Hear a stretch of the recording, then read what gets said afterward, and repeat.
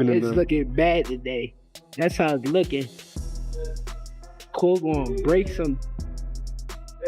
And if he don't break some, he gonna beat the out of him.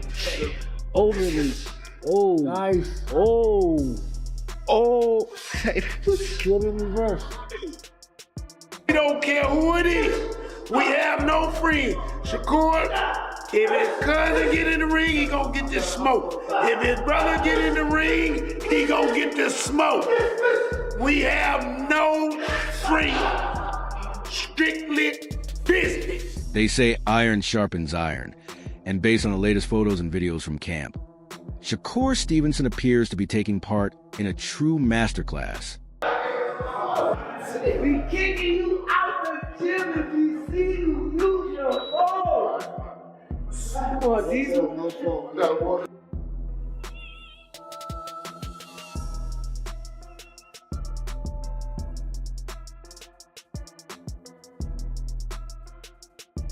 Sounds short. Tito, you can run, but you can't hide. It's getting hot. It's getting hot up in here. Oh, he looking pretty good. He ain't at his peak yet, but he's looking good.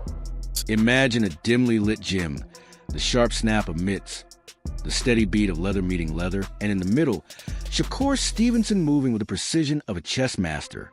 Standing across from him, Terence "Bud" Crawford provides a kind of challenge only a true elite can offer. This is a training scene that's been lighting up boxing feeds recently.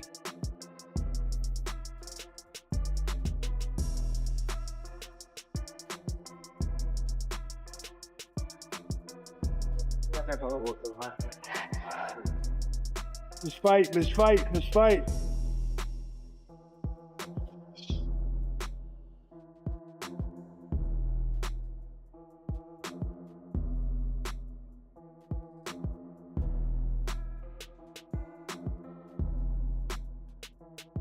This nigga ready, bro. Firing all cylinders. Reaction time there, speed there. Just focus. That's what got him ready. Is focus. Yeah.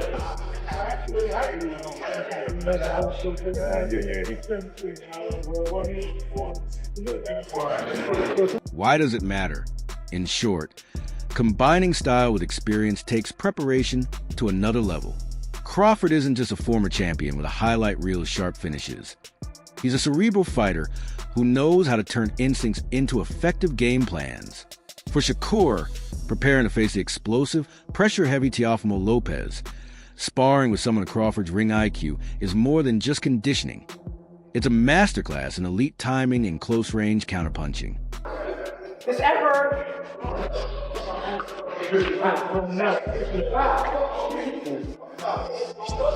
That's cool.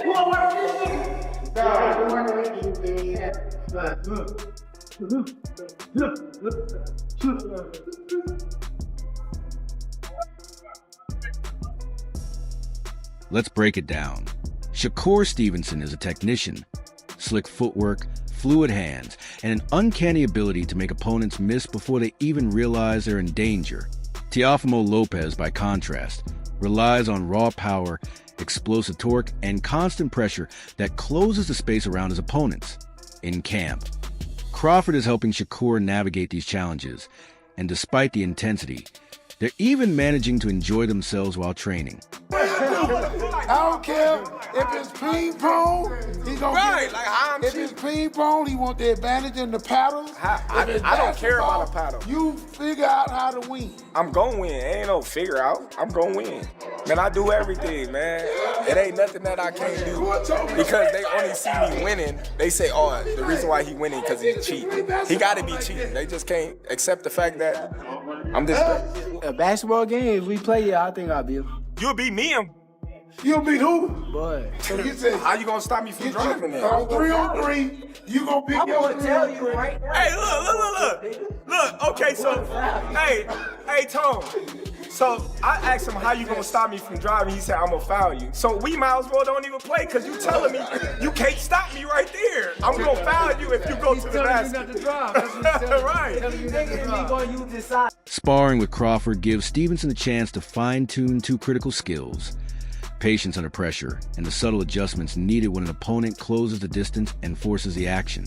Crawford essentially serves as a living simulator for a smart, switch-hitting, and dangerous opponent. Guys, I'm not saying I'm gonna intentionally foul him. But what if he foul I'm you? saying that I'm gonna No, I play don't hard foul. I don't gotta defense foul him. Huh? to stop him. I was in Colorado training for the Cordina fight. I was working with Terence Crawford. Definitely a hell of an experience. You get that type of knowledge, that type of IQ. I look up to Bud a lot. Honestly, he one of the realest dudes that I done met. He's still a normal person in his head. Like, he don't believe that he's above everyone else. That's how I feel about myself. You seen me around a lot. Don't act like you ain't seen me around them days. He said Bud, come on. Terrence talking, I try not to talk back. I try to just listen and straight boom, straight shot. Like right here, boom, there you go. If you've been following boxing social media, you've likely caught the clips and photos, short bursts of rounds, shared smiles between reps, and a sense of mutual respect that feels more like mentorship than just training. Only thing he can throw for hook because you out the way of the right hand. He like a sponge.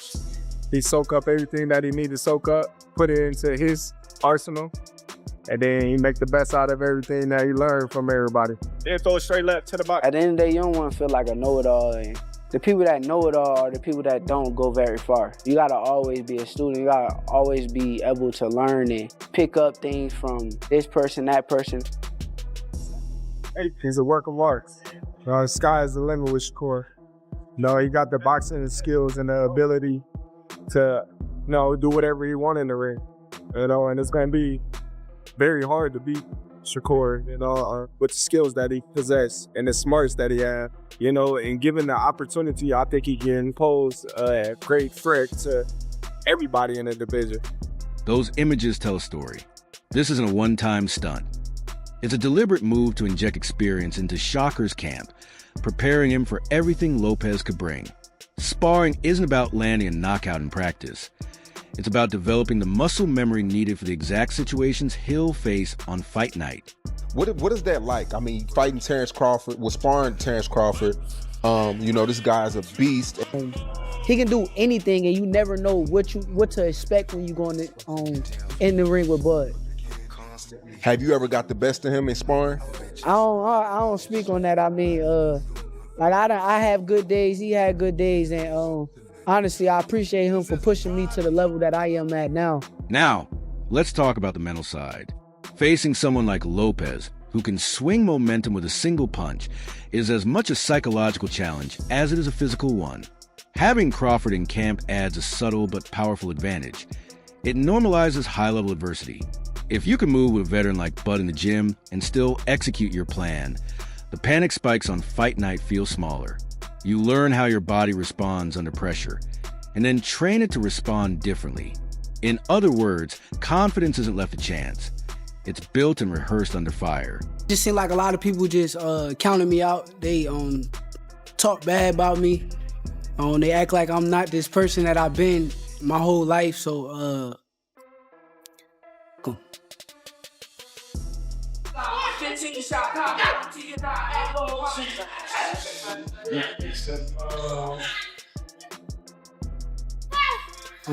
mentally, it bothered me, but then you start to realize, like, the only thing that really matters is the people that care about you, like your family, your mother, my daughter, my shorty.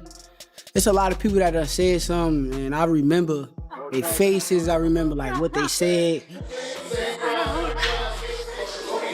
There's also the hidden benefit of sparring with someone who's been through it all. Adjustments are key. Crawford has faced situations where plans go off track, switching stances mid-fight and neutralizing younger, hungrier opponents. For Stevenson, that kind of guidance is invaluable. It's hands-on coaching that teaches him exactly how to execute a move or how to land a precise body counter.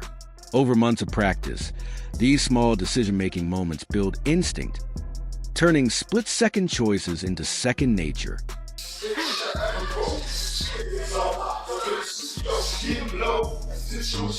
And then they're calling the card on February 22nd the best card ever. How does that make you feel that you're fighting on that card?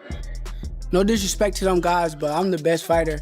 I think that I am what everybody want to see on that card. I think a lot of people say they're not gonna wake up at a certain time or all that stuff, but everybody's gonna be watching that shit. Everybody's gonna want to see Shakur. A lot of people try to act like Shakur is not must-see TV, but I am must-see TV. I am the best fighter in boxing. Everybody want to see me. Everybody want to watch me. And let's be realistic. Sparring clips don't automatically translate to success on fight night.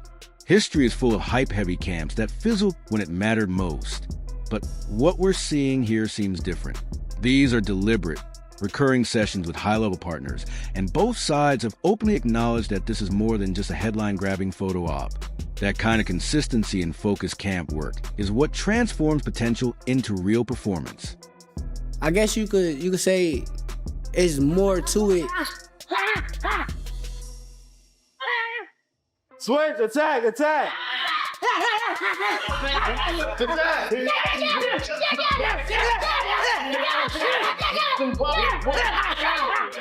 Attack, last 30 seconds. Finish throw, let's work. Last 30. Don't let it sit around. Close the show, let's work. 3, 2, 1, time. I think this is gonna be the best version of me. I think that I'm gonna whoop this year, starting with Kid Austin. Now, for an interesting angle, what does Teofimo Lopez make of all this? The smart money suggests he's paying close attention and making his opinions known. Lopez has never hesitated to try to get inside an opponent's head or to publicly comment on who's helping prepare them. I've seen Shakur back in amateurs, pros. Yeah, I'm thinking I don't know if it's 2011 or 2012 National Junior Olympics or Junior National Golden Gloves. And I remember seeing him. He was wearing a white tank top. I think it was red and white trunks. And he was just whooping on dude bad. And that's when I noticed. But we were in different weight classes at the time, different age group, I think. And we were both cleaning up our divisions leading up to the finals. He ended up winning. I ended up, coming in second.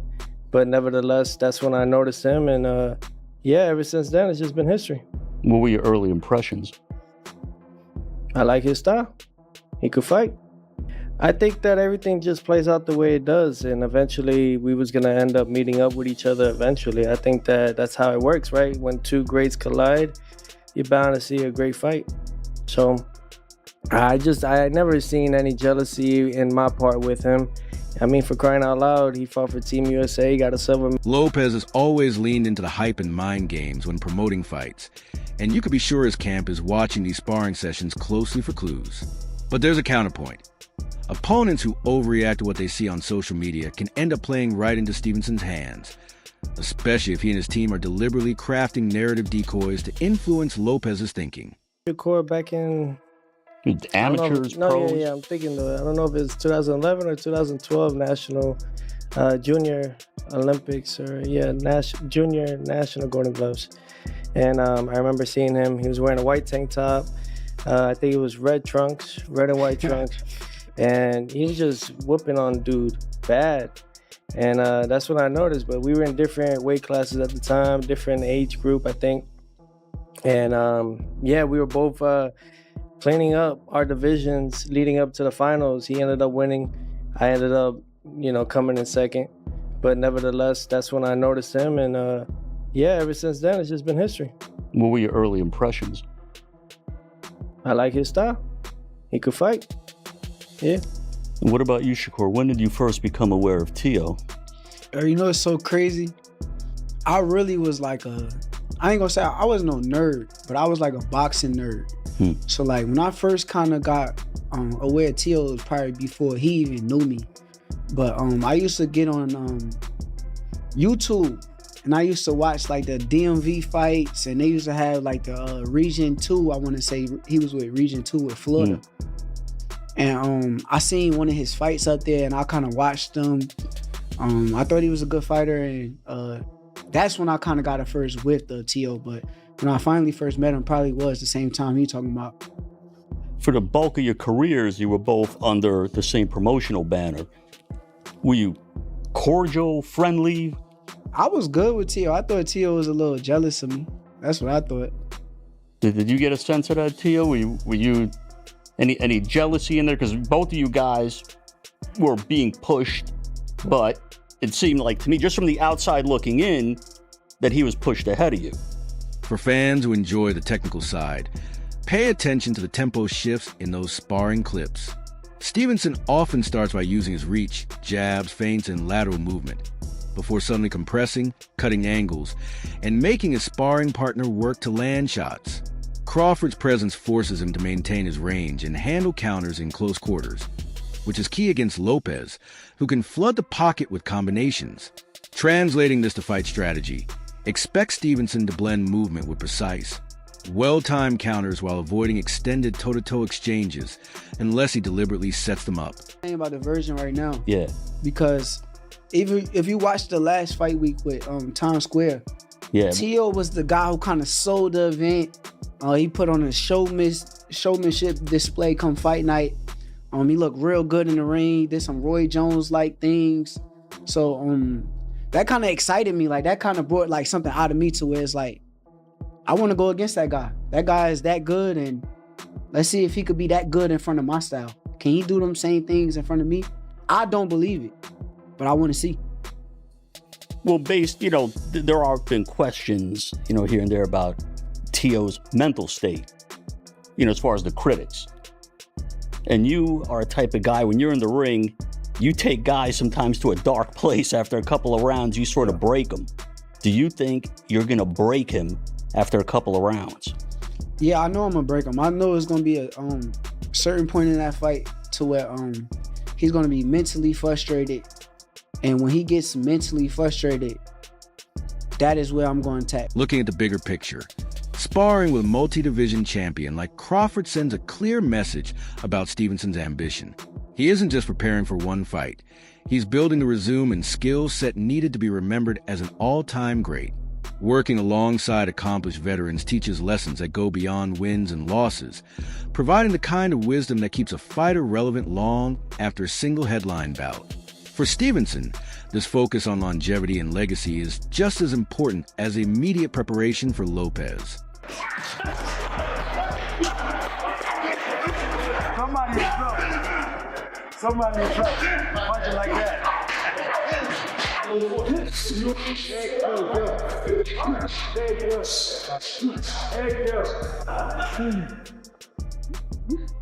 Again, don't move.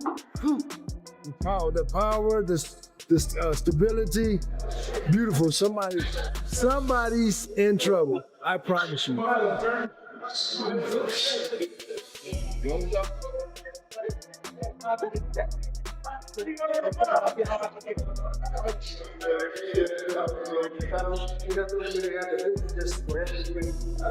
your ass up!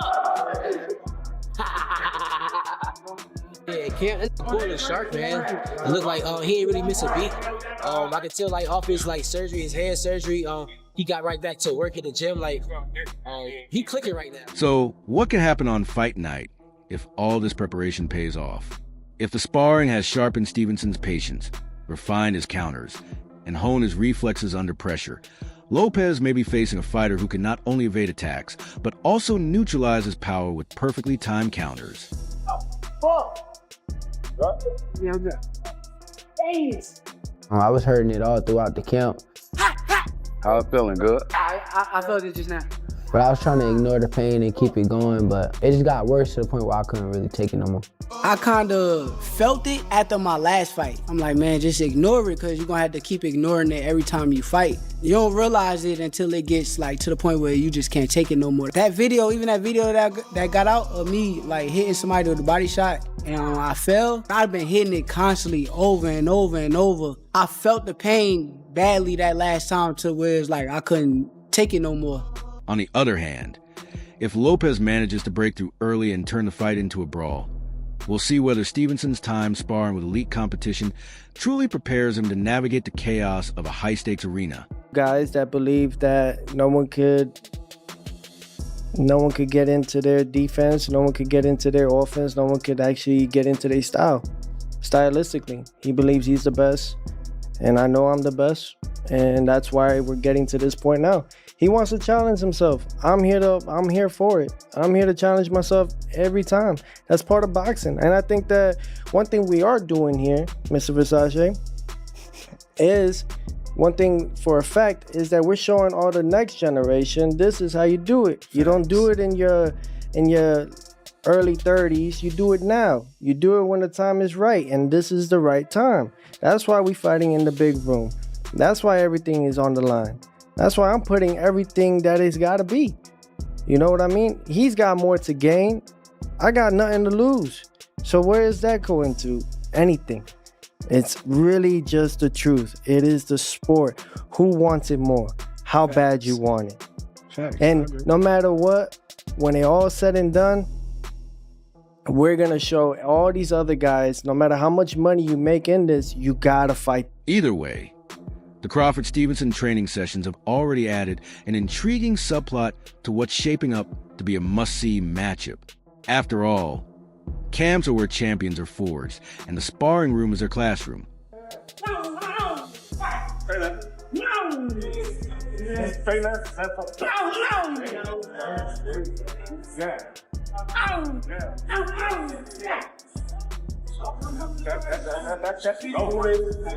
You don't want him to tie you up.